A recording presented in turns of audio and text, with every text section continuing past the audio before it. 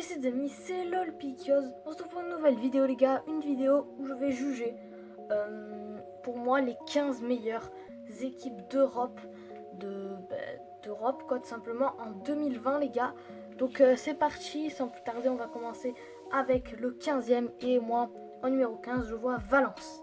Valence pour moi c'est la 15e meilleure équipe d'Europe parce qu'ils ont quand même fini premier d'un groupe composé de Chelsea avec de l'expérience, l'Ajax qui est un des demi-finalistes de la saison dernière, également le LOSC, bon le LOSC ça va mais encore ils ont fait un match nul contre un, mais voilà, Valence ont réussi à sortir de ce groupe en étant premier, bon après ils ont perdu contre l'Atalanta, mais j'aime bien le jeu de Valence et je trouve qu'ils jouent bien, ils ont quelques stars comme Rodrigo, Guedes, tout ça.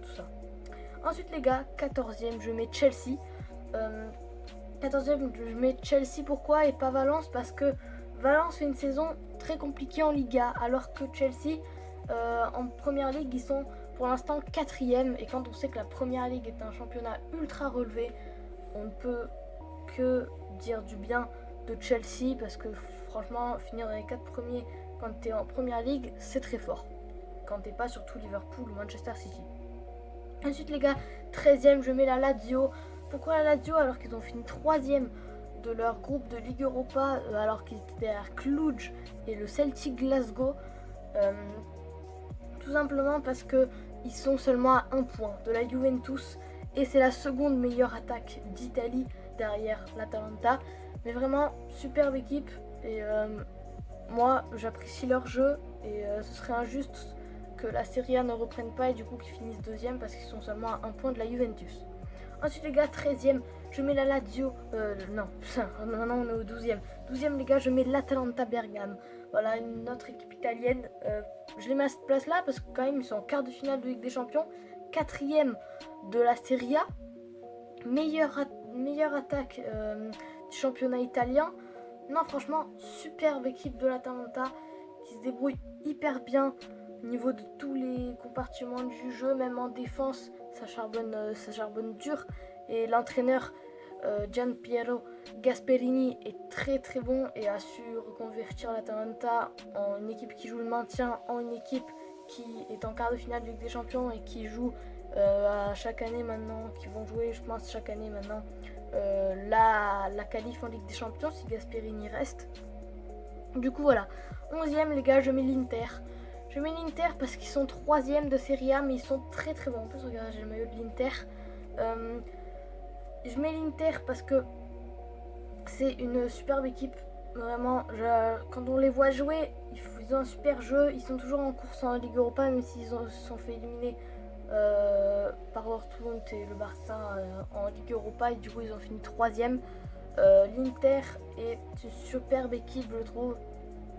Son jeu et leur attaque Lukaku Martinez, et même si Martinez venait à partir, je pense qu'ils pourraient recruter un autre attaquant de classe mondiale. Dans tous les cas ils auraient de l'argent et peut-être un échange, on parle d'un échange Martinez-Griezmann, pourquoi pas, j'ai envie de dire. Ensuite les gars, plus 60 millions d'euros d'ailleurs, ou plus 80 millions peut-être. 10e les gars, je mets le Rasenballsport Leipzig qui est 2e en Allemagne ou 3e, non, je crois qu'ils sont 3e en Bundesliga. Leipzig 3e en Bundesliga et est en quart de finale de Ligue des Champions. Et franchement c'est une équipe que je vois faire comme l'Ajax l'année dernière si la Ligue des Champions venait à reprendre, même si je sais pas si elle va reprendre, il y a peu de chance. Mais franchement Leipzig, superbe équipe avec Sabitzer, avec Forsberg, avec évidemment Timo Werner, avec Poulsen même. Non franchement, et la défense avec Konaté, Orban, il y a du Upamecano, il y a du Mukele, Ampadu. Non franchement, équipe de malade Leipzig. C'est que des jeunes, mais il y a des fois des joueurs d'expérience comme Forsberg, Alstenberg, Klosterman est un peu jeune, Gulacsi évidemment, lui c'est beaucoup d'expérience, c'est lui qui en évoque le plus. Voilà, on est entré dans le top 10 et en top 9. Encore une équipe allemande, c'est le Borussia Dortmund, les gars. Donc avec une équipe très très bonne. Je crois que c'est la meilleure attaque d'Europe au niveau des championnats.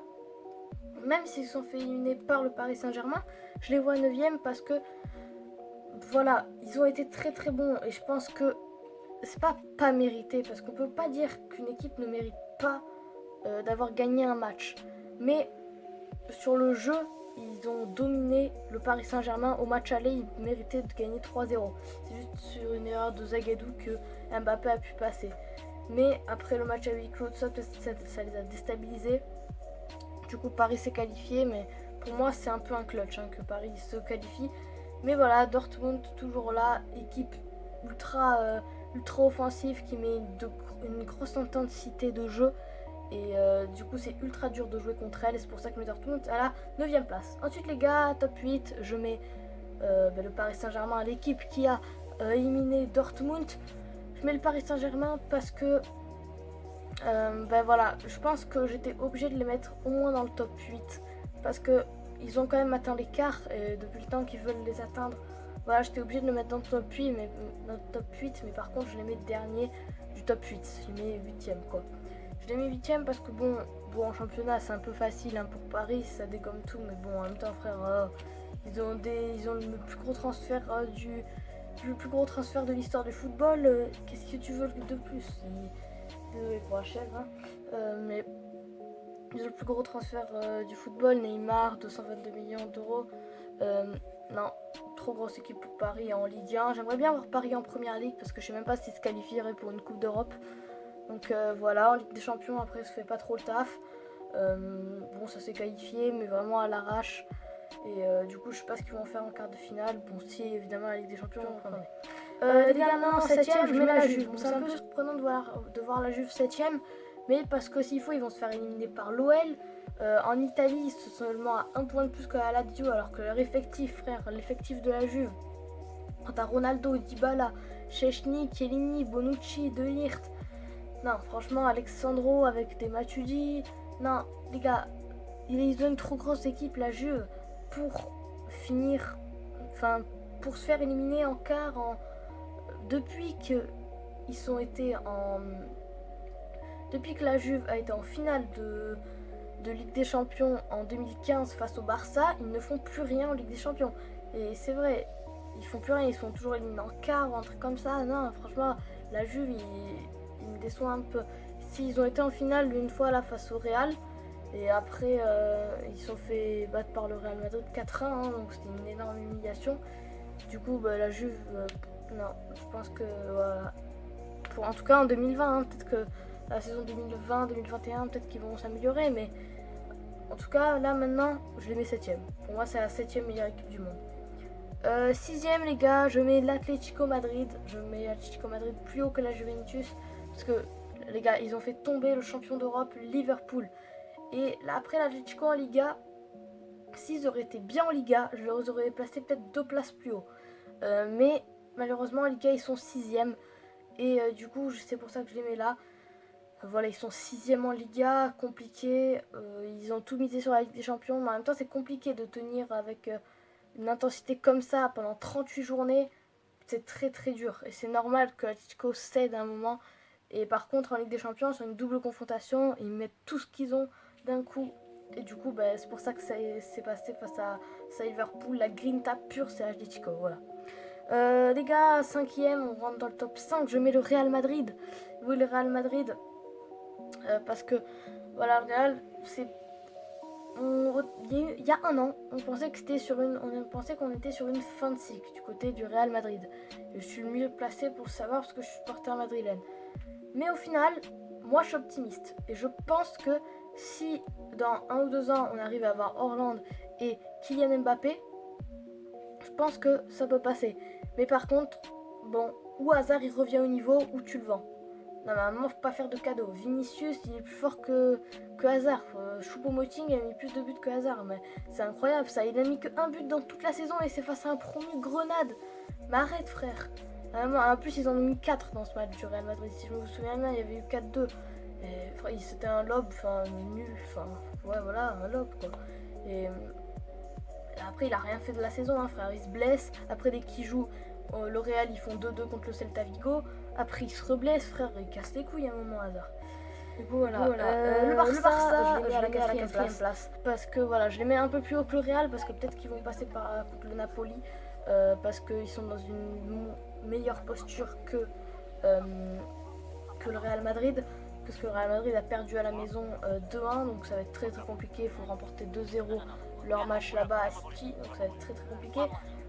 Mais après le Real avait assez dominé dans le jeu, mais bon, malheureusement, voilà. Pour moi, il y avait une faute de Jesus sur Ramos, mais bon, voilà, je vais pas me dire que c'est à cause de l'arbitre, voilà. Mais en tout cas, le Barça, je les mets à 4ème place parce qu'ils sont premiers de Liga, même s'ils ont perdu contre le Real Madrid. Ils sont premiers de Liga, ils arrivent à garder comme ça, bon, grâce à un seul homme, hein, on va pas se cacher, c'est tout ce que supporters catalans, je sais que vous aussi vous le pensez, c'est que grâce à Messi, hein, les gars. Faut le dire, il n'y a pas Messi en attaque, mais Barça, il marque pas 2 buts par match. Il en marque pas. Il marque pas de but, c'est lui qui dirige tout.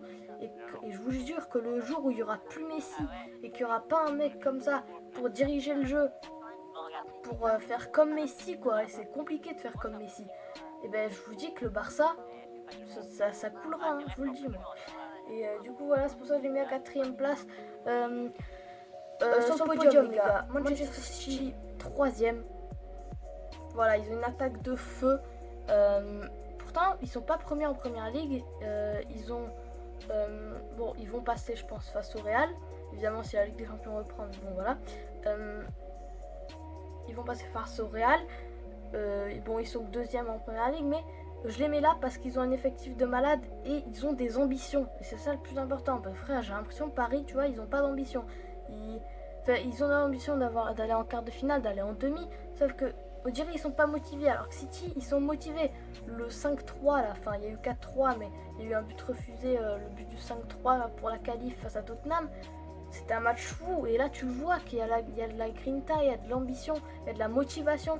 Comparé à des équipes comme le Paris Saint-Germain, tout ça qui n'ont aucune grinta. Vraiment, Paris, c'est tout le contraire de la grinta. Vraiment, c'est ça. Au 2ème, les gars, je mets le Bayern Munich parce que le Bayern Munich, c'est très très solide cette année. C'est premier en Bundesliga, mais on s'y attendait un peu en voyant l'effectif du Bayern, en voyant le 7-2 face à Tottenham en début de saison. On s'y attendait un peu, mais ils ont confirmé. Et mettre un 3-0 à Chelsea, à Stamford Bridge, c'est très très compliqué. Ils l'ont montré, mais en plus d'une simplicité pure, vraiment pure. J'ai vu le match, c'était trop fort et Chelsea pouvait rien faire, ils ne touchaient pas un ballon. Et dès qu'ils touchaient un ballon, il y avait Goretzka, Kimmich, tout ça qui avançait. Après, tu avais Alphonso Davies qui traçait, il y avait Lewandowski au centre, Gnabry aussi qui traçait. Non, c'était trop compliqué pour Chelsea. Et le Bayern est trop fort. Et pour moi, je les vois au moins en demi. Au moins, vraiment au moins, c'est le strict minimum Bayern en demi. Et je le vois même en finale, moi, de Ligue des Champions. Et les premiers, les gars, j'ai mis Liverpool. Bon, Liverpool a été éliminé de la Ligue des Champions, ok.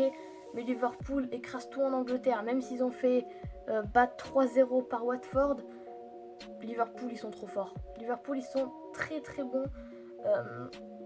Et même face aux grosses équipes, ils mettent des 3-0 à des City. Non, franchement, c'est une très très grosse équipe. Après, voilà, ils sont tombés dans le piège du Napoli. Ils n'ont pas fait une énorme phase de poule, même si ils ont fini premier. Ils ont perdu face au Napoli, tout ça. Franchement, c'était pas une phase de poule énorme du côté de Liverpool, mais au final, voilà, ils finissent premier. Bon, après, ils se font éliminer par Atletico, mais au moins, Liverpool, comparé à Atletico, ils sont en lice pour être bon. Ils vont finir champion de première ligue, c'est sûr. Du coup, voilà, les gars. C'est la fin de cette vidéo. J'espère que vous aura plu. Voilà, c'était mon top 15 de mes meilleures équipes, hein, des meilleures équipes européennes selon moi. Je vous mets une petite fiche là pour que vous voyez mes dernières vidéos. Et du coup, les gars, la seule chose que j'ai envie de vous dire, c'est salut.